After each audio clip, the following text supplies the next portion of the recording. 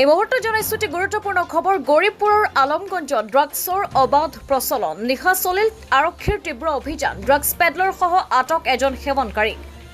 গৌৰীপুৰ আৰক্ষী থানাৰ আলমগঞ্জ নৱম ঘণ্ট গাঁৱৰ বাসিন্দা আব্বাছ আলীৰ ঘৰত যোৱা নিশা সৃষ্টি হয় এক উত্তপ্ত পৰিস্থিতিৰ অভিযোগ অনুসৰি আব্বাছ আলীৰ পুত্ৰ আৰু পত্নীয়ে দীৰ্ঘদিনৰ পৰা চলাই আহিছে ড্ৰাগছৰ ৰমৰমীয়া বেহা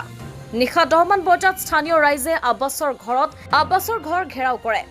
পৰৱৰ্তী সময়ত ঘটনাস্থলীত আৰক্ষী উপস্থিত হৈ ড্ৰাগছ ব্যৱহাৰ কৰা কেইটামান খালী কণ্টেইনাৰ উদ্ধাৰ কৰাৰ লগতে ড্ৰাগছ পেডলাৰ মুজিবুৰ ৰহমান আৰু আন এজন সেৱনকাৰীক আটক কৰিবলৈ সক্ষম হৈছে তাৰ পাছতে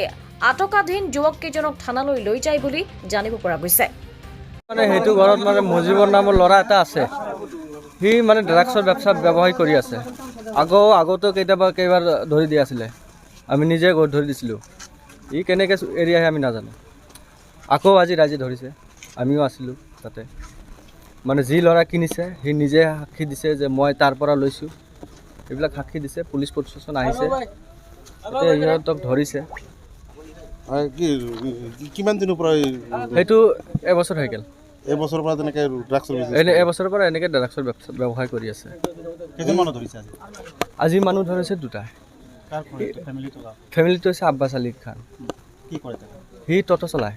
তাৰ ল'ৰাই এইটো কৰে তাৰ ল'ৰাই সেইটো কৰে মানে ঘৰৰ টোটেলি যিকেইটা আছে মতা মাইকী যিকেইটা আছে চবেই কৰে এইটো তেখেতৰ বিজনেছ সেইটো বিজনেছ হৈ গৈছে সিহঁতৰ মানে বেলেগ কিবা কৰিব নালাগে সিহঁতৰ মানে ড্ৰাগছৰ ব্যৱসায়টো মানে সিহঁতৰ মানে শৰীৰত লাগি গৈছে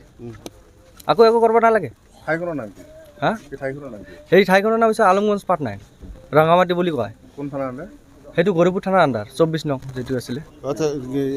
আজি কি ৰাইজে হাতেলুটি ধৰা পৰিছে ৰাইজে হাতে লতে ধৰিছে ড্ৰাগছ ওলাইছে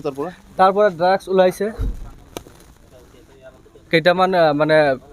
খালী যি থাকে আপোনাৰ এই যে হোমোপেথিক যেনেকুৱা এটা কণ্টেইনাৰ বুলি কয় ন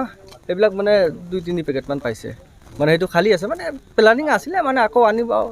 ভৰাব গৌৰীপুৰৰ পৰা চাহাবুদ্দিন মৌলাৰ প্ৰতিবেদন অমৃত নিউজ 24/7 অমৃত প্ৰবাহ